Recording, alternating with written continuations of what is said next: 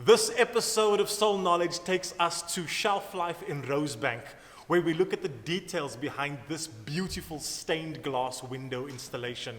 It tells of legacy, it tells of history, and it tells of where this brand is going. So, stay tuned, let's learn a little bit more. Enough respect, Shelflife Rosebank. Let's get into it.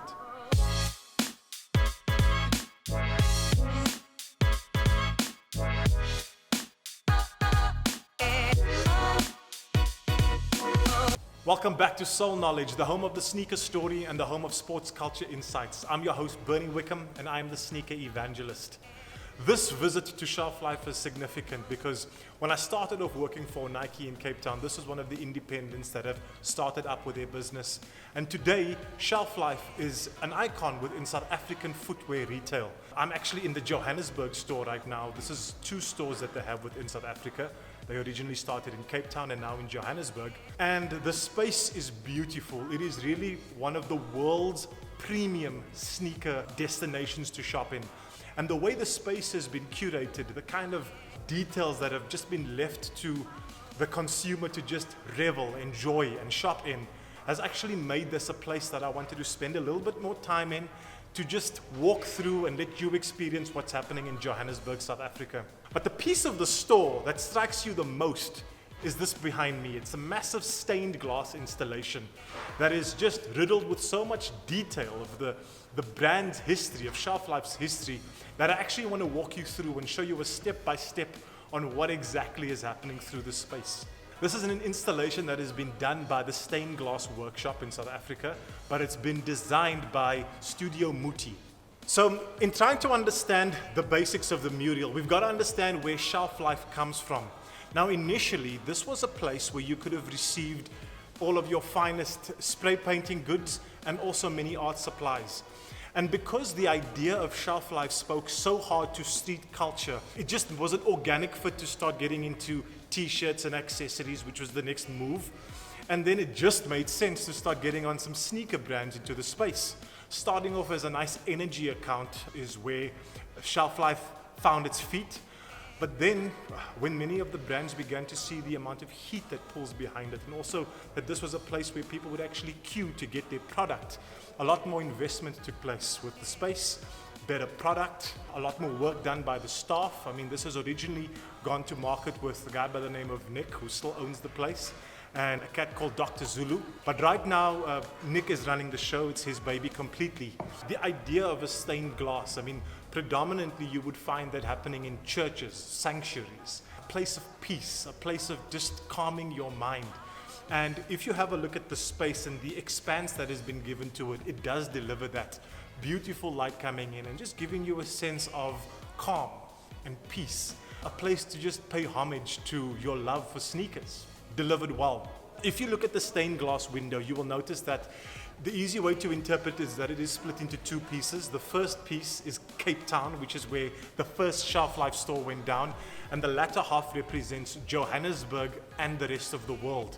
So if you have a look at this, you would see that Table Mountain is a key feature within the artwork, as well as the Cape Town Stadium that comes through quite dominantly.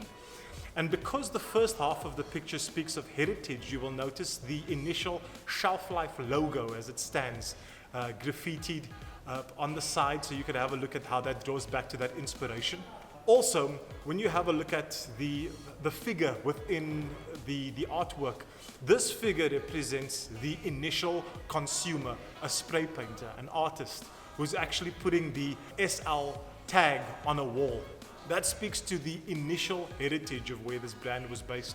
In the center of the image, you actually see the shop front of the original Shelflife store, which was in Loop Street in Cape Town. Loop Street 119 was the address. They no longer actually occupy this space anymore. They've moved to Long Market Street, which is the new location. But this was the iconic shop front that we all knew and loved back in the day and is now forms part of this message. Moving from the idea of Cape Town into Johannesburg, it also changes the time of day because Cape Town is a daytime story and Johannesburg is an evening story. So the story starts and the story ends beautifully within the context of a day. But on the evening side, representing Johannesburg, you see that it is not just Johannesburg, but the picture of the entire world. So starting in Cape Town, moving to Johannesburg, and then delivering the idea to the world. And in showing off its global presence, Shelflife has shown this off by highlighting 3 shoes done by 3 of the major brands as brand collaborations. Now, I will touch up on that in a future episode with all 3 of these shoes, but just to let you know, initially there was a Puma story, then there was a New Balance story, and then there was an adidas story that had pulled this whole thing together. So therefore showing how the brand has taken Shelflife to the world. And also having a look at the Johannesburg skyline, which has been set in the evening, which makes that quite cool. And also you'll notice that it's the secondary Shelflife logo that is dominant within the Johannesburg side. That's a shorter tag, that's obviously a better summary that they've used for certain branding ideas. Although the first logo does not cease, it is a secondary logo that just shows how the brand has evolved and has found many other places to land its brand real estate. Also, what's quite cool is that you'll notice that over here, as well as over there, those are both the spray canisters that exists through the full legacy of the beginning and the end of the idea of Shelflife. So it starts it off and it finishes it off. Having a look even closer, pacing up towards the store are the long queues. People queuing for the best product, the new launches and all of the hype.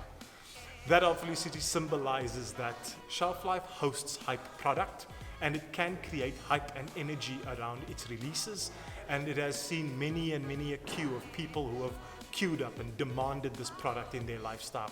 Importantly, underpinning the entire window is the metro train. Now, for those of you who do not know, the South African rail system is delivered to our nation through the metro rail system, and I want to just show you something quite cool. This is a picture of a metro train. This is actually an artwork piece that I bought through Shelflife many years ago, and the idea was that this was the original artist's work that was done on the train, and then the artwork was re-replicated onto the train itself. But especially in South Africa and for many global graffiti markets, the trains are the easiest place to tag your creation so that it is a mobile billboard and your artwork is seen across the entire city. Without sharing too much of a spoiler, you will see that both the Puma and the New Balance story that we're going to discuss does link back to the Metro Rail story. So this is what I want to ask you to do. Next time you are in Shelflife and Rosebank, take a time, turn around and have a look at the stained glass window. Take a breath, take in the space, and see if there are any other details that I have missed in the story. Any parts of the interpretation that have been left on the table. I'll leave that to you to figure out. There are a few details that I want to leave to your imagination. There's a bit of flower detailing that I want you to see, look into, see what else that you can see that the designers have placed for you to enjoy. This is a magnificent space. This is world-class retail that still, despite retail's large evolution into digital, still gives people a reason to get back into stores, buy sneakers, and have a good time. Just in closing things off, I mean, you may be looking at this and thinking to yourself, okay, I see an adidas story, I see a New Balance story, I see a Puma story. Where the Nike story at? So look, Nike has not yet done a story with Shelflife, so I guess from my side, this is a nudge, nudge, wink, wink situation. Maybe you cats can have a closer look at that. To land a Nike story in this, I have appropriately worn the Nike SB Dunk concept. And this is the concept of stained glass to this event. So what I'm now doing is I'm adding in the Nike story to this, just to show you that this is a shoe that has been inspired by stained glass.